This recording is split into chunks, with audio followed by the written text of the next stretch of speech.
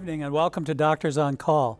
I'm Dr. Ray Christensen, faculty member of the Department of Family Medicine and Biobehavioral Health at the University of Minnesota Medical School Duluth campus. I'm also a family physician with Gateway Family Health Clinic in Moose Lake. I'm your host for our program tonight on lower GI problems. Remember that the success of this program is very dependent upon you, the viewer. So please call in your questions or send them to our email, ask@pbsnorth.org.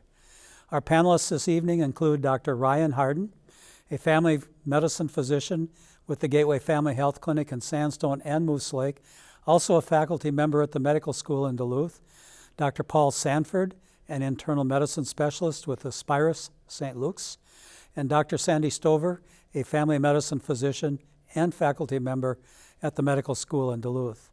Our medical students answering the phones tonight are Blake Sulfur from Duluth, Minnesota, Ellie Tyne from Clara City, Minnesota, and Wyatt Windhorst from Alexandria, Minnesota. And now, on to tonight's program, Lower GI Problems. And probably a good place to start, Dr. Stover, what is the lower GI? Well, that's a good question, because the GI system, technically goes from your mouth all the way through to the end part of the anus. But what we consider the lower GI is when there's a division between the small intestine and the large intestine happens right about where the appendix is at the cecum. And so the large intestine goes it wraps itself in one big loop around, goes into the sigmoid, and then ends in the rectum.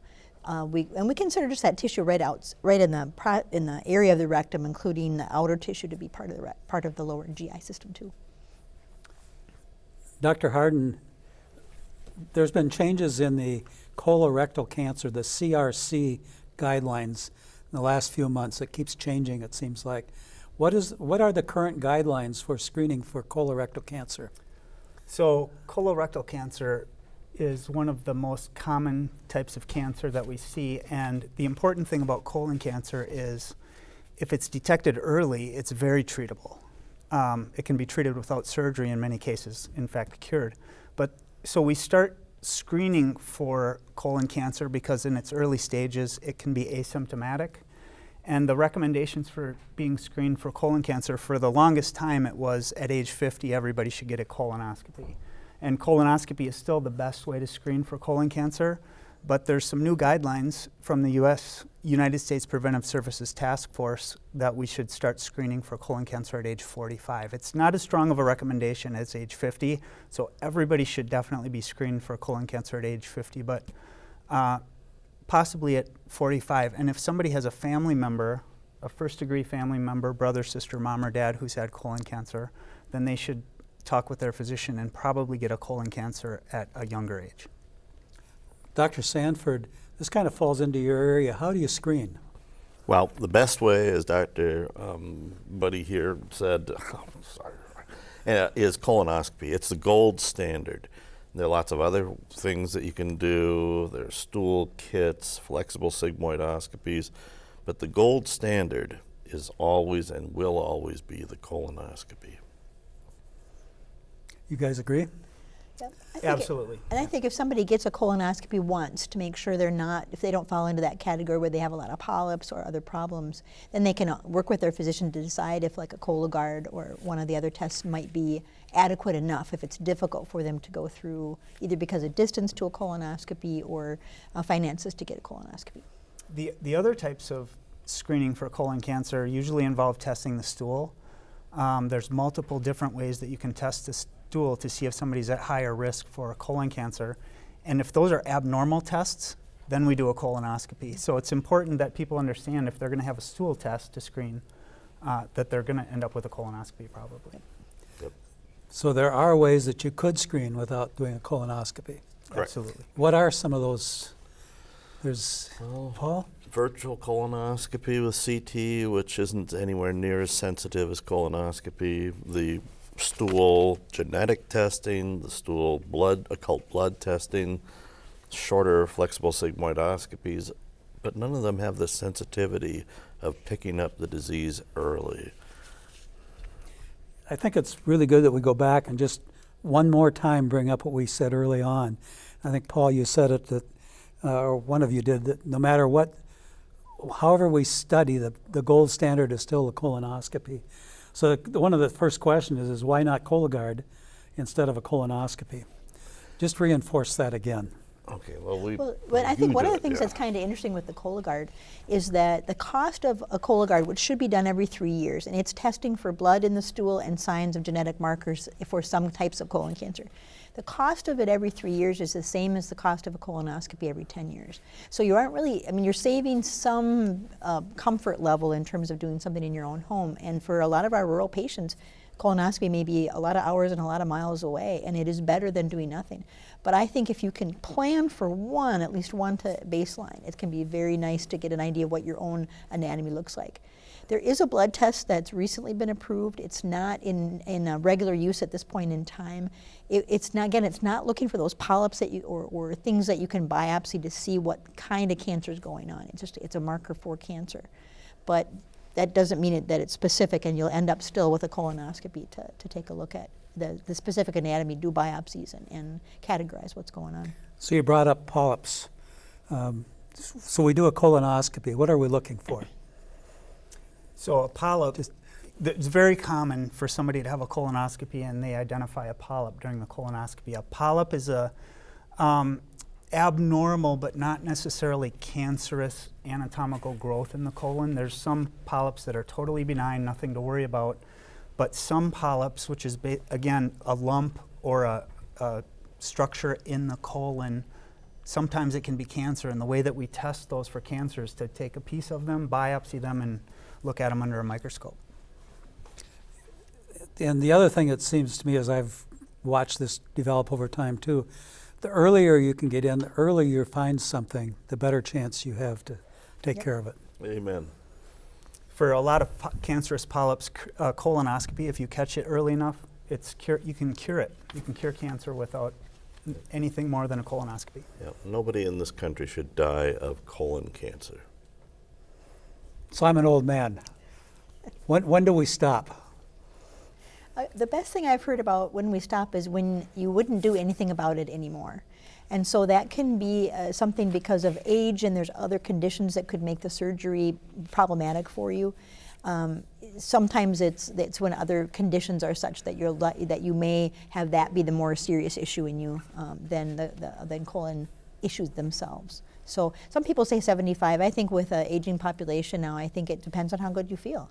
And if you're healthy in all other ways, I think continuing to screen later than 75 is a decision to make with your physician, but something to talk about. That also may be dependent on what they found during the last colonoscopy. Oh, yes. A lot of times. Yep. More and more what I'm hearing is once you've achieved your life expectancy, you become a super elder. Yep. And Wisdom. that's more, Wisdom. well, yeah, wisdom. What causes GI bleeding, Dr. Sanford? Anything that's bleeding in your gut. In the upper GI tract, people talk about ulcers. In the lower, the large intestine, the colon, probably the most common is a diverticular bleed. We get these little outpouchings or caves, and sometimes blood vessels can erode, and people can get bloody stool. You know, hemorrhoids, actually that's probably the most common. And that's why my mother always said, don't grunt. But yeah, any number of things that can cause it. Inflammatory bowel disease, Crohn's disease, ulcerative colitis, ischemic colitis, lots of things. What causes diverticuli? Any one of you can jump on that Not one. eating good fruits and veggies. Well, and there's definitely many people who have diverticuli and don't know they have them, and people who have one or two diverticuli in the spot that causes problems, and they definitely know they have them. But there's concerns with pressure building up, which goes along with how firm your stools are. That with passage of those firm stools, there's pressure against a certain portion of the wall of the colon, and between muscle bundles, you can get a little outpouching of tissue. From outpouching from the inside, so that they look like little grape clusters sometimes when you look at them on a barium study that looks at the colon. What causes diverticulitis? Inflammation around diverticuli. It used to be thought when I was first in training that it was related to eating things with small seeds or husks, and that has totally been found not to be true. But inflammation can happen for different reasons. The colon has a lot of bacteria in it. There's a changing pattern in there. Pressure issues, again, I think probably contribute. I don't know if you have other things you're aware of that sort of set off a diverticulitis. Yeah, it's just often bad luck. Yeah. But if you eat lots of roughage, fruits and veggies, drink plenty of water, you know, the incidence of diverticuli and diverticulitis is much lower. In fact, in cultures like in Southeast Asia, where they live on, you know, incredibly healthy, fibrous fruits and veggies, diverticulitis is so rare that they'll bring every medical student around in to see somebody with it. Yeah, in Africa also. Yeah. What are hemorrhoids? They hurt. Ryan? So a hemorrhoid is, around the rectum there are specialized veins that are associated with helping us to have a normal bowel movement, and associated with if somebody's chronically constipated or other issues that can cause those veins around the rectum to become dilated and swell up and fill with blood. And sometimes that blood will clot, and that can be very uncomfortable and cause painful hemorrhoids. But generally, hemorrhoids are common. Hemorrhoids are a very common cause of rectal bleeding. I will add that if somebody has rectal bleeding or GI bleeding, that always needs to be investigated, even if they have, because they could also have a colon cancer. But hemorrhoids, very common cause of rectal bleeding is hemorrhoids, and they can be quite uncomfortable. And if you want to prevent getting hemorrhoids, like Dr. Sanford said, avoid constipation through diet, exercise, staying hydrated. One of the other causes for hemorrhoids is pregnancy, and the reason being pressure up above that causes that congestion to form. And hemorrhoids themselves can be treated topically with some things you could talk with your physician about, but anti-inflammatories or other things to control that pain. Some people have constipation and never get a hemorrhoid, and some people don't have a lot of constipation and get them, so there's certainly other variables in there as well. And an important point is that anybody who, when they're tidying after anything in the bathroom, if they feel a lump, it should be checked, because we do see rectal and anal cancers. And a lot of people think, oh, it's just a hemorrhoid, and tragically, sometimes they're not. One of the things that we were talking about immunizations earlier before the show, and one of the increasing concerns is there's increased risk for rectal cancer related to adenocarcinoma of HPV. Yep. And so the HPV, what's HPV? Human papillomavirus, okay. That can affect different body parts depending on the subtype of HPV that it is and how it's introduced to that area. But we're seeing an increase in younger people with perirectal cancer, and that is attributable to HPV. So getting vaccinations, as a teenager is what we consider ideal, but even up to age 35, that's not a bad choice to get. Yeah, absolutely. Quick flashback, left lower quadrant pain with diverticuli. We were kind of there with diverticulitis. That's generally, in my mind, that's generally what you're looking at. You want to weigh in? Anybody on that? So the presence of diverticuli is called diverticulosis. It's as we talked about before, an anatomical abnormality that can be associated with intermittent, vague, left lower quadrant dull pain. But if one of those diverticuli ruptures or becomes inflamed and lets bacteria from the GI tract out into the abdominal cavity, that's usually associated with fever, more severe and steady and constant left lower quadrant abdominal pain, could be associated with nausea and vomiting, and usually people with diverticulitis will seek medical care. So left lower quadrant abdominal pain, as you said, Dr. Christensen, commonly diverticulosis or diverticulitis. Should you be concerned if you're having stool leakage 30 minutes after a bowel movement? Yeah. Why? Well, anything that inhibits the ability of the anal sphincter to do its job is going to be concerning. Most often it'll be maybe a hemorrhoid or a fissure, but sometimes people can get these little extra tunnels called fistulas, and they can be associated with bad things. But yeah, anytime you're having leakage, it does need to be checked out. A question came in, the person that called wants us to talk about ulcers found during colonoscopy. Frankly, I don't have a good answer on that. And I think probably this probably going to circle back around to ulcerative colitis is probably where we should be going. And we haven't touched that yet, so do one of you want to weigh in?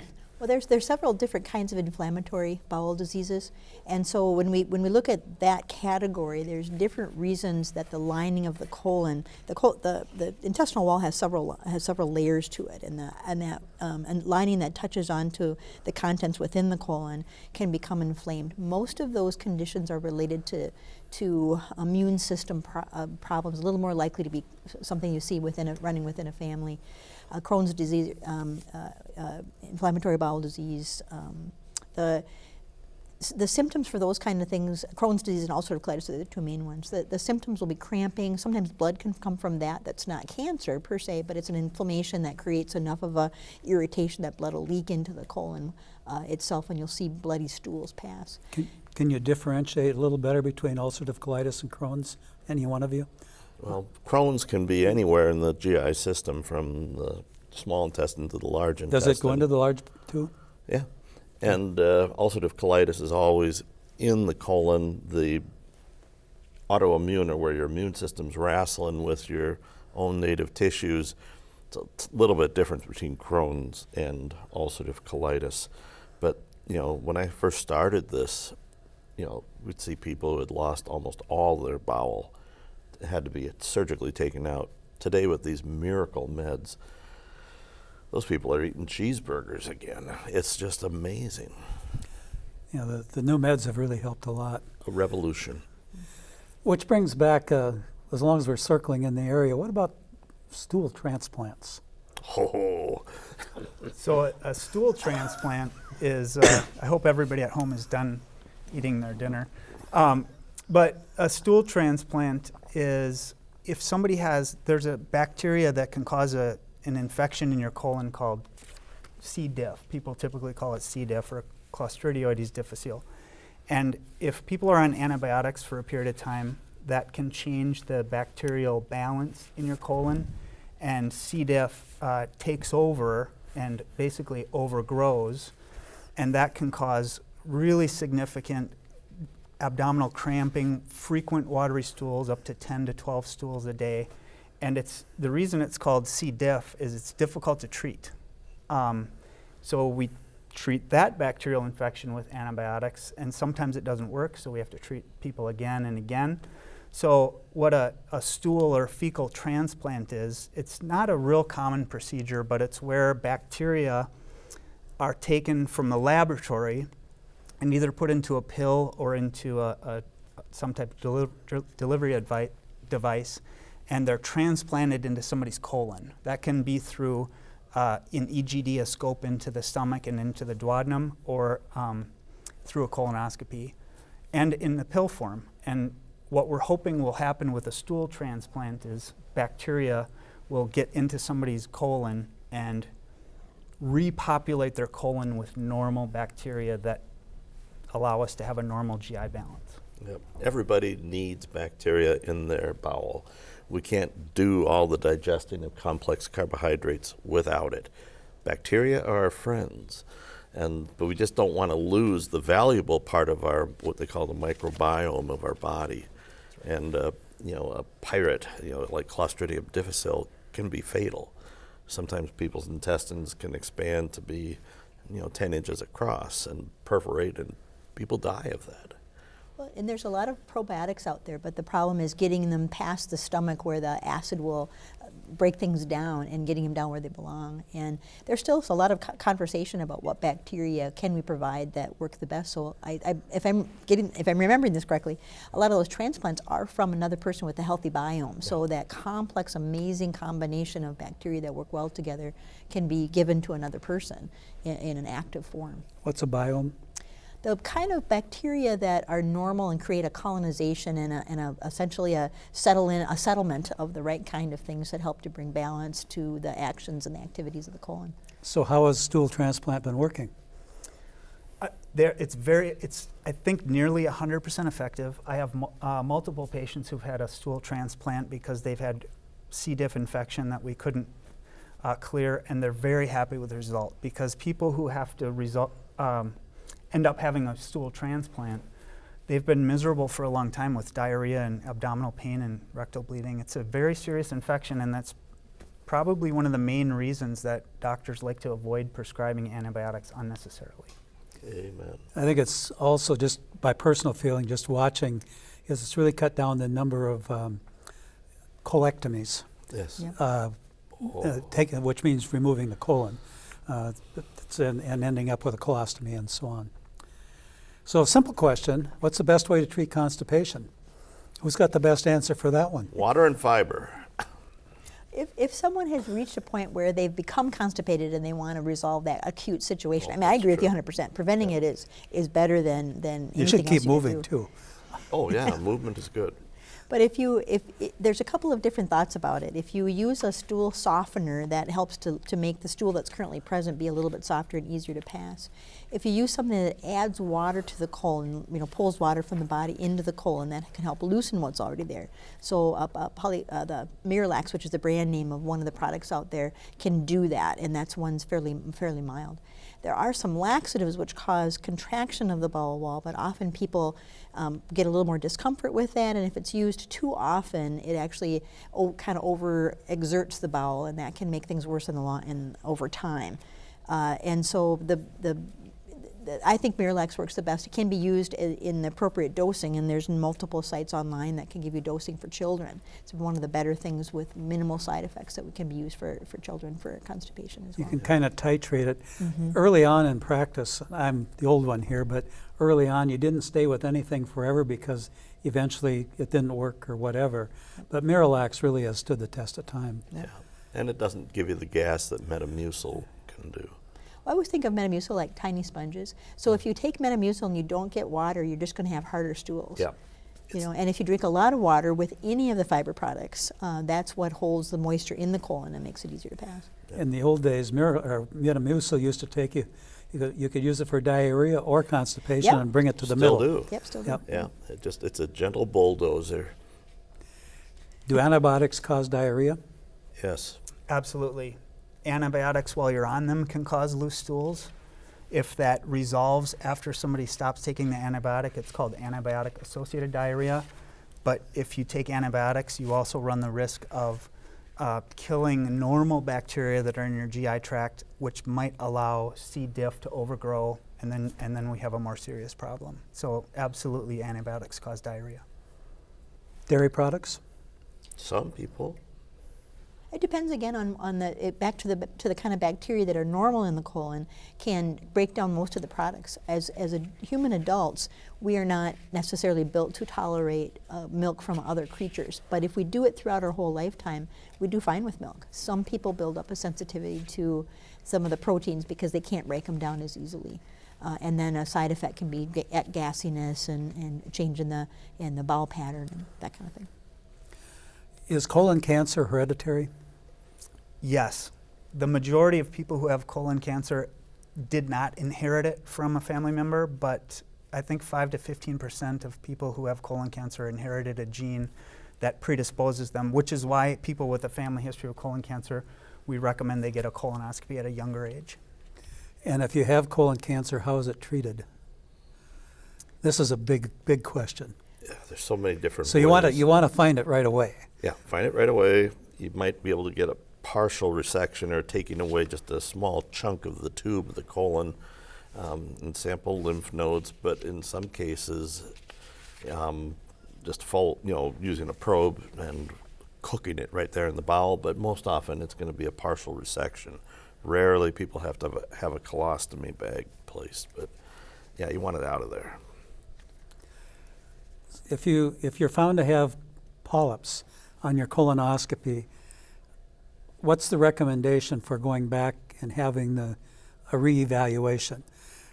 So this relates to the type of polyp and a few other things that, Right. Paul, you're ready to answer, go for it. No, I'm just saying there's so many different types of precancerous adenomatous polyps. Some of them are just flat against the wall of the belly or the colon. They're called sessile. Other ones are raging, adenomatous, on the verge of cancer ones. There's so many varieties, and the gastroenterologists have a formula for just seeing if they need to do it again in 6 months, 2 years, or 5 years. Is it okay to use stool softeners for an extended period of time? We've kind of answered that. We're getting low on time, but anything else that you want to add in? I think laxatives are not good to use on a regular basis. Stool softeners can be okay, but I think finding the right balance of the kind of foods and the amount and the kind of liquids that you drink can be the most helpful. Some liquids are like diuretics, and they make you lose water, so you don't have as much in your colon as well. Other kinds of things that we take in have some fiber in them, like orange juice, which can be helpful. Hey guys, great. We've got to close up here. I want to thank our panelists, Dr. Ryan Harden, Dr. Paul Sanford, and Dr. Standy Stover, and our medical student volunteers, Blake Selfer, Ellie Tyne, and Wyatt Windhorst. Please join me again next week for our program on neurologic problems, headaches, stroke, MS, and Parkinson's disease, when my panelists will be Dr. Ken Ripp, Dr. Paul Sanford, and Dr. Jahav Vikram. Thank you for watching, and have a great night.